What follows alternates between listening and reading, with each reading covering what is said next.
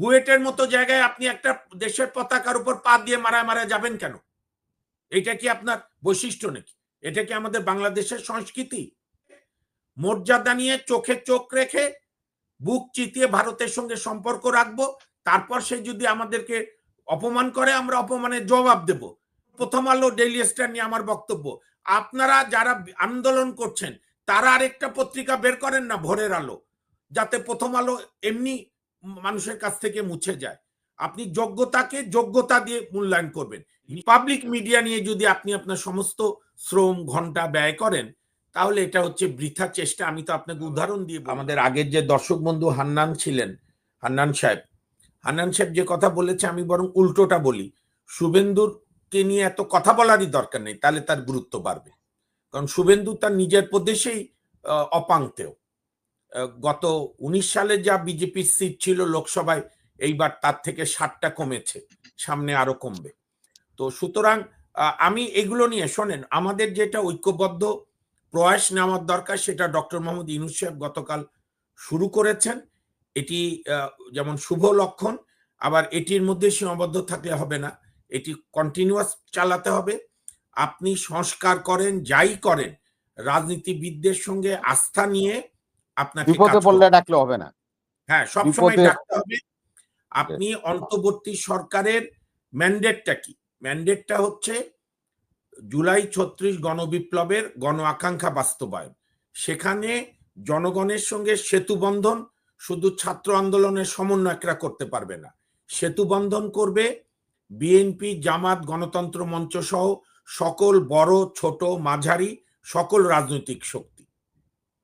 এখন এই অন্তর্বর্তী সরকারকেও আপনি 15ই আগস্টের ছুটি রাখবেন কি রাখবেন না সেটা নিয়ে আপনি মিটিং করলেন, সব দলের সঙ্গে পরামর্শ করে তাদের মতামত নিয়ে আপনি 15ই আগস্টের ছুটি ক্যান্সেল করলেন, ভেরি গুড জব। কিন্তু আপনি তারপরে বহু জায়গায় বহু নিয়োগ দিলেন, বহু কিছু করলেন, সেইখানে আর মৌলিক কিছু বিষয় আপনি রাজনীতিবিদদের ডাকলেন না। এবং সবসময় তো রাজনীতিবিদরা তো জনগণের কাছে থাকে।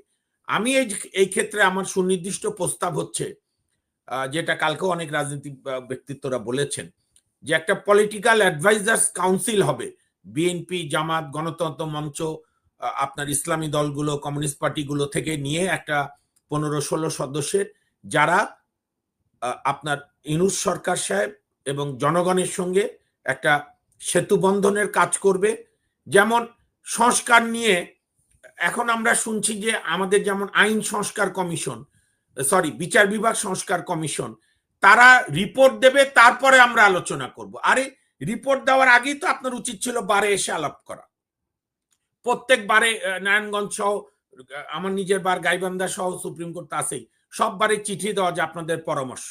তো এই জন্য সময়গুলো লাগছে, সময় যাতে কম লাগে, যাতে সত্যিকার অর্থে সংস্কারগুলো হয় এবং আকাঙ্ক্ষিত আমাদের মূল যেটি, যে নির্বাচনের ক্ষুধা, ভোট দেওয়ার যে ক্ষুধা, সেইটা যাতে সুস্থভাবে হয়, সেইটার জন্য এই প্রক্রিয়া কন্টিনিউয়াস থাকতে হবে।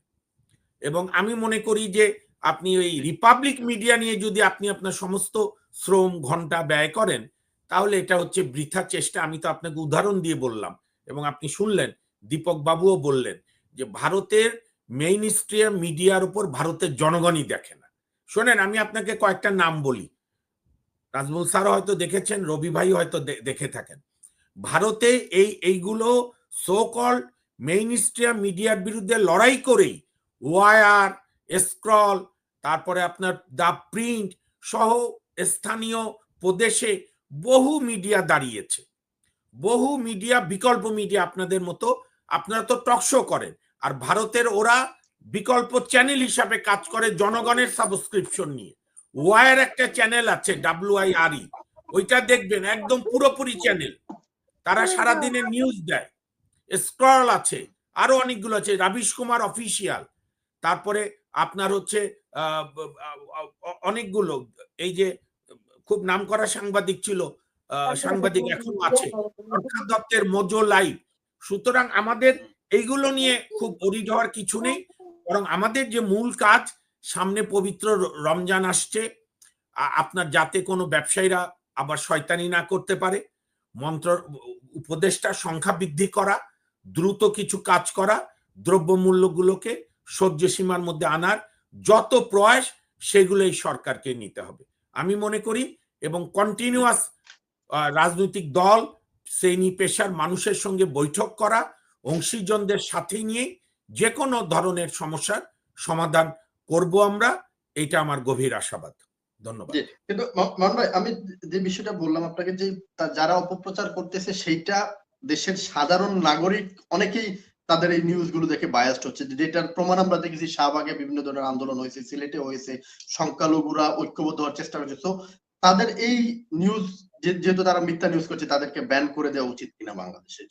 রিপাবলিক বাংলা বলেন বা যে নিউজগুলো হচ্ছে, আমাকে যদি মানে এটা আমার একান্তই ব্যক্তিগত ওপিনিয়ন, আমি এই নিষিদ্ধ বা ব্যান ইংলিশে যেটা বলে এই কালচারটাই আমি মানি না, আমি বিশ্বাস করি না।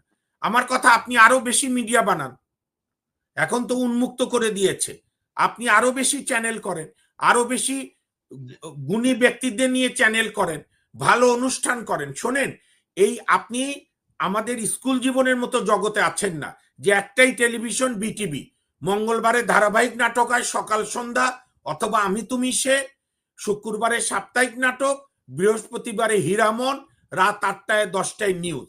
সেই জগৎ তো নাই। আপনার হাতে এই যে রিমোট, সেই রিমোট দিয়ে আপনি কন্টিনিউয়াস খোঁচাখুচি করেন। সুতরাং আপনি এখানে নিষিদ্ধ, যেমন আজকে আমার হাস্যকর লেগেছে যে এই যে ট্রাইব্যুনাল শেখ হাসিনার বিচারকদের মতো শেখ হাসিনার কি বক্তব্য নিষিদ্ধ করা, যেগুলো টেকনিক্যালি সম্ভব না। আপনি কেন ওই পুরাতন পথে হাঁটছেন? আমি এগুলো ব্লক নিষিদ্ধ, যেমন প্রথম আলো, ডেইলি স্টার নিয়ে আমার বক্তব্য, আপনারা যারা আন্দোলন করছেন তারা আরেকটা পত্রিকা বের করেন না, ভোরের আলো, যাতে প্রথম আলো এমনি মানুষের কাছ থেকে মুছে যায়। আপনি যোগ্যতাকে যোগ্যতা দিয়ে মূল্যায়ন করবেন, নিষিদ্ধ করলে ওইটা আরো জনপ্রিয় হয়। আমি নিষিদ্ধের পক্ষে না, সব খুলে দেন, মানুষকে দেখতে দেন, মানুষকে, এবং আমাদের বাংলাদেশের মানুষকেও একটু সচেতন হতে হবে, যেটা রবি ভাই প্রায় বলেন, ডক্টর কলিমুল্লাহ সাহেবও বলেন, আপনার এখন আবেগের চাইতে আপনার যুক্তির কাছে যেতে হবে।